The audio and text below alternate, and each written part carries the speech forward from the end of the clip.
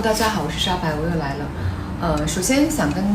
大家介绍一下，我这个开头是我之前就是练拳击的一些视频，为的是能够打倒那些对我的恶言恶语，打死他们。因为我觉得我今天做出来这个视频内容可能又非常有争议吧，所以先用自己的老拳去打一打那些反对我的人。今天其实心情不是特别好。首先呢，跟大家声明一下，我是一个透析病人，我不可能天天更新的。我135要透析的，然后有的时候246的时候，如果是我状态好的时候，我会录。所以我就像我在之前视频里面说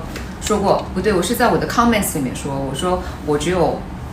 把我好的一面，我是把我好的一面展现给你们。我不好的一面，我从来没有在镜头面前有展现过的原因，是因为我觉得这个没有必要，没有起到任何的积极的作用，我不是属于那种卖惨类型的。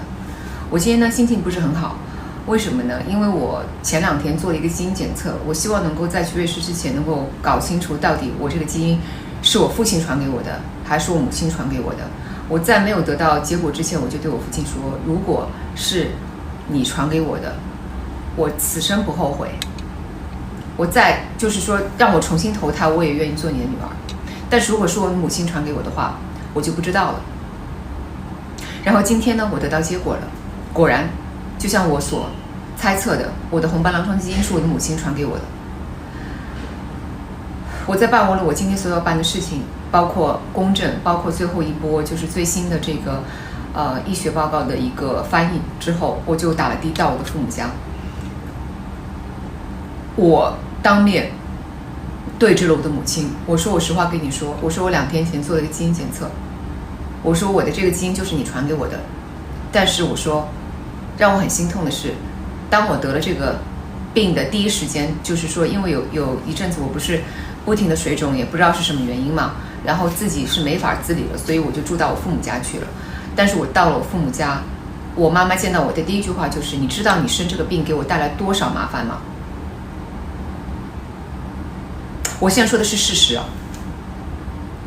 然后我心里就很生气的，我说我给你带来多少麻烦，这个病就是你给我的好吗？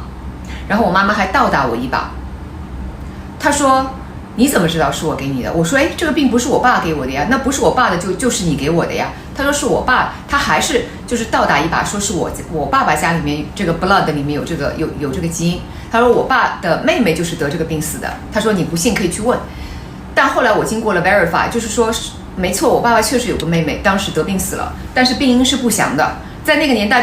大家都没有听说过红斑狼疮这个词好吗？我爸爸是什么年代的人啊？然后后来也就是说我妈就是暗示说我这东西有可能是隔代遗传，对吗？我打电话给基因公司，基因公司人说这是不可能的，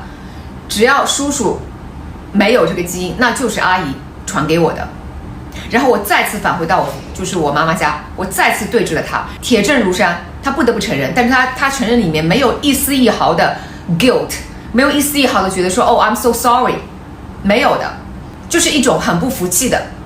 很傲气的，我甚至可以用傲娇来形容我母亲，就是脸上一副不服气的表情。我是在之前视频说我不想公开的 blame my mom anything， but today I'm really pissed。就是说你难道连承认你把这个基因传给我的勇气你都没有吗？所以我今天的主题就是说，我不欠我父母任何东西。首先我和我父亲的我就不想再次跟你们再多阐述了，对吧？我跟我父亲2个人可以用相濡以沫，我不知道这个词用的是不是正确，相濡以沫，互相尊敬，彼此在一起都非常开心。我觉得我的父亲甚至可以说是我的灵魂伴侣，他给我带来了无限的快乐，我也给我的父亲带来了无限的快乐。我跟我父亲之间是不存在报恩说的。前2天有个人说我这种东西是自私，我回怼了他，我说你说不定就是那个得不到孩子的爱和尊重的那个母亲或者是父亲吧，因为你养孩子就是让孩子来报恩你的。其实孩子不欠父亲什么，父母亲什么，父母亲也不欠孩子什么，孩子并没有要求被你生下来，是你自己寂寞空虚了，你生下了孩子，含辛茹苦也是你自己选择的。因为如果没有了这个孩子，你的人生就是如此的空虚，如此的无聊。孩子带给你的陪伴，带给你自我的内在成长，有什么好谁欠谁的，对吗？那么在我这种情况下，我觉得我就更不欠我父母什么东西了。我父亲就觉得我做的是一个正确的抉择，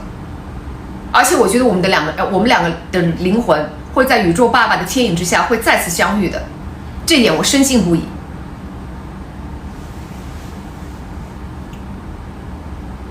就是所以说，我觉得我这个人还是属于这种 defensive 的，就是说你不要惹毛我了，就是说不要在我的评论区下面随意对我的，就是对我的 personality 以及我的这个家庭情况随意的做揣测，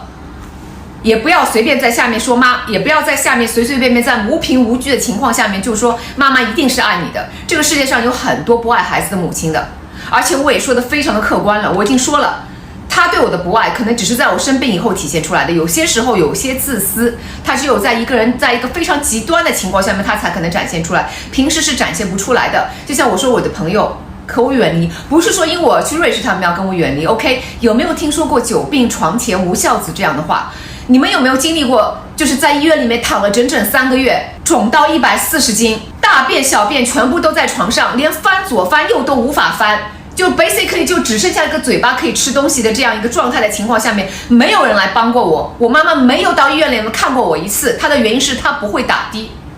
而我爸爸因为年纪也大了，78岁了，脑子不好，就是在我医院里面非常孤独无助的时候，我爸爸帮的忙也是说句实话，他也已经尽力了，因为他毕竟是个老人家了。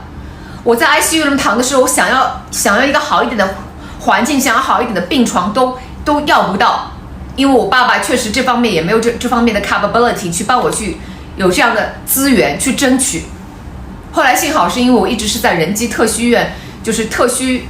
医生那儿看病嘛，到了仁济特需那鲍春德才给我开了一个特需病房，住了3个月。我今天可能讲的又有一点激动 ，OK 就这样了，